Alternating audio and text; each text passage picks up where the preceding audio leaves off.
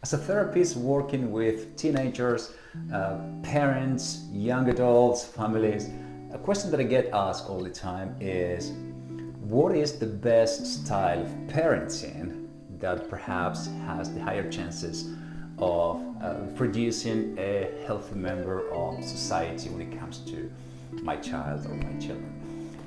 Well, there are a couple of caveats that I should name first. First of all, what is your personality like? What is your child's personality like? Those are two important variables. You want to be a type of parent that goes along with who you are and what your personality style is like, because ultimately you want to be sincere and congruent with who you are, right?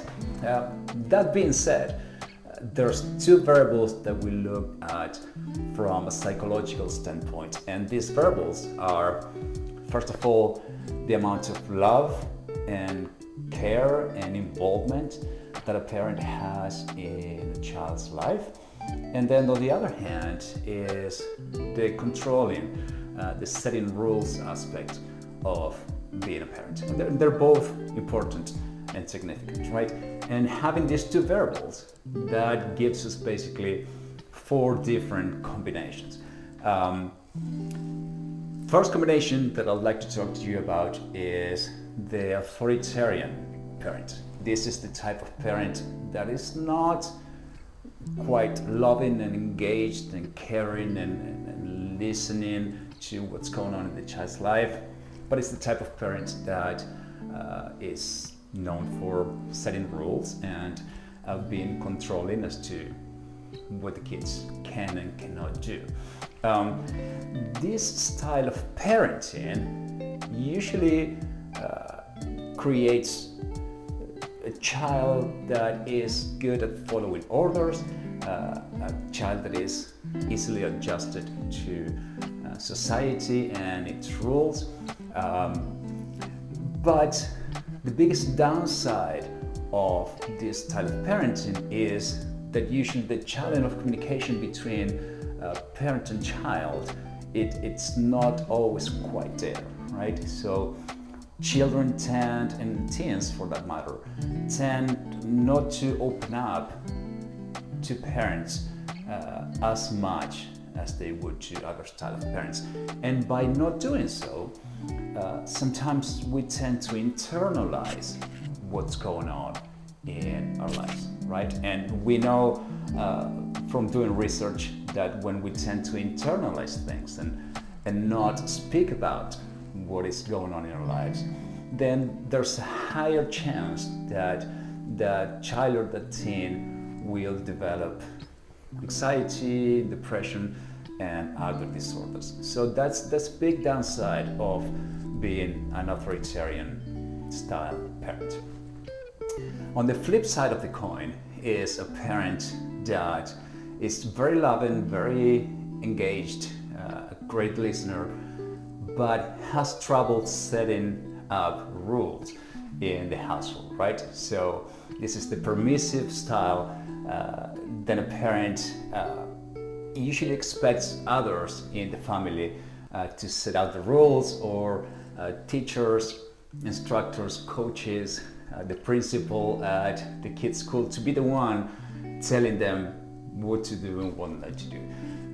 This is also less than ideal because there is higher incidence of antisocial behavior on parts of children that are raised in this type of household. Children do not normally follow rules well in school or society, which is, of course, less than ideal. So these are not the type of rules that, or lack of rules that we want to have in a child's life, because we know that children do need rules, right? And teenagers as well. Having a expected outcome of things, depending on what they do, it's a healthy thing for teens and for children, right? So the permissive parent, less than ideal in that sense. The third one would be a parent that is neither loving or controlling, right? And this is usually the worst outcome that we see when it comes to parenting, because there's usually something quite not right in the household if the parent is neither paying attention from the love perspective or from a control perspective. Sometimes the parent might be engaged in drug use, so they might be having some substance abuse issue or mental health disorder that is keeping them from parenting, right? Sometimes in extreme cases we have defects or social services involved in the children's life when something like this happens. And then the fourth parenting style is the authoritative parenting style, and this is the parent that is caring and loving and engaged and talking to children, but also the parent that is clear as to what are some of the rules of the household and what is allowed and what is not permitted, right? So this is what research tends to show us as the best style of parenting according to the outcome that we see in children, right? And in this particular style of parenting, we see the less incidence in antisocial behavior. We see children that are adjusted well to society. The parent in this case, it's welcoming the feedback that we hear from our children, depending of course on where they are developmentally speaking.